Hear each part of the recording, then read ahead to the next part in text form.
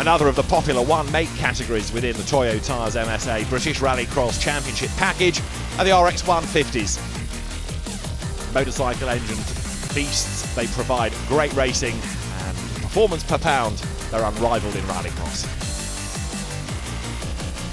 After qualifying, guess what? That man again, Chrissy Palmer, has been fastest across all three qualifying heats. Kirk Langley and John Ward, the best of the rest. Chrissy Palmer has been a multiple champion in RX150s. He was the winner at Croft. John Ward was the winner at Lyddon. There are no semi-finals for the RX150s. We're straight into the final itself with Palmer, Kirk Langley and Ward on the front. Mark Scott and Stephen Jones on the second row. Jake Taylor, Steve Harris and Georgia Shields on row 3. The lights in a moment will go green. They do, and we go racing. There's lots of tyre smoke as the drivers blast away from the line. John Ward in the blue and yellow livery on the outside of the front row doesn't go for the joker lap. He has to hang on around the outside of Chrissy Palmer, and Palmer it is who leads the way then as they blast towards loose for the first time. Pembrey reprofiled this year, so this next section has a little chicane that takes them to the loose, and Palmer, former Formula Ford Festival winner, Mazda MX-5 champion, came out of circuit racing, as did his father before him. Chris was a Caterham and Formula Ford racer long before Chrissy came along. Well, Chrissy is the man to beat in RX150s. I say it every time, but it's such a shame that no one has yet picked him up and put him in a supercar, because he's got loads of talent and he really is the benchmark driver in RX150 Rallycross these days. To the loose they come.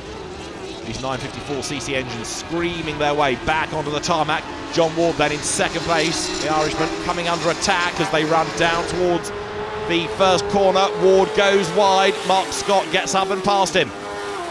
The Scott family began in RX150s, and Mark here is going great guns up to second and right onto the tail now of Chrissy Palmer. Working their way towards the loose. Look at the lean on the cars, and then you hit the brakes, they just drop back to the floor. Palmer versus Scott then. One is Chrissy Palmer in the red RX150. 29 is Mark Scott tucked up with him as they go into the dust. Now this is hard for the drivers, of course, especially those sitting behind the car generating all of that commotion. It's when you get back to the tarmac that life becomes a lot easier, but just look at the front wheels of Chrissy Palmer's car, never in a straight line as there's understeer, oversteer, correction applied all the time. Busy working away inside the car, and now back onto tarmac he comes. Mark Scott has actually dropped back a little bit. Battle is on for third and fourth places, look. Kirk Langley getting himself onto the tail of John Ward, who ran wide here a lap ago. Both go a bit wide this time, but it is Langley who has got a very good run down towards Hatchets. Can he find a way by? No, he can't. There's a bit of opposite lock needed there as well.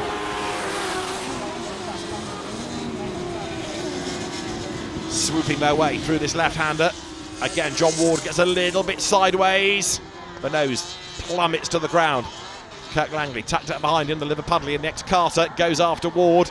John very successful at Mondello Park, very successful in Northern Irish Rallycross as well, and looking forward to being on home soil at Mondello next time out. It's great to have him as a former BTRDA champion in British Rallycross this year, applying his trade in RX150s, perhaps before he moves on and up through to Super National and maybe Supercars even, budget permitting.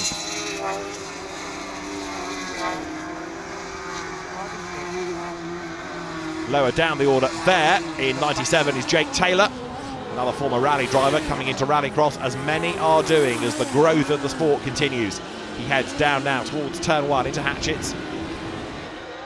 So he cuts out the hairpins used in circuit racing, and there is the fight going on still for third place with all arms and elbows now. John Ward under huge pressure. He's not actually making progress back up towards Mark Scott, who's done well, of course, here from the second row. There's a really sideways Langley right up behind Ward as they dance their way across the loose again. Chrissy Palmer well clear up front as the leaders work their way now onto the mid part of the lap. There's this long sequence of left and right, and Langley there hits the tyres, spins it around. Tyres scatter, cars scatter. He doesn't lose too much out of all of that in terms of places, but he's demolished a tyre stack and he's lost any chance of a podium finish. Chrissy Palmer goes through in the lead. Mark Scott second, and then third now it is going to be John Ward on his own. Kirk Langley having spun himself out of contention. Lower down the order, Jake Taylor still pushing on. There's Steve Harris in this race as well. Steve, who we've seen in the supercar class of British Rallycross in the past. Georgia Shields at the back of the pack as well, looking to gain ground. So there, 29 is a charging Mark Scott. Father Andy has been another leading light in RX150s before moving on to supercars in British Rallycross, and of course with his Albertech team going on to European and World Championship glory. To the loose once more, Chrissy Palmer, and they're shoveling the tyres out of the way. Is Mark Scott. The gap has come down a little, I would propose, but surely it's not enough to give him a proper chance at challenging Chrissy Palmer for the win now. Down they come into the right-hander, once more on the curve. You can see how much lean there is. Along to the last lap goes the top two now.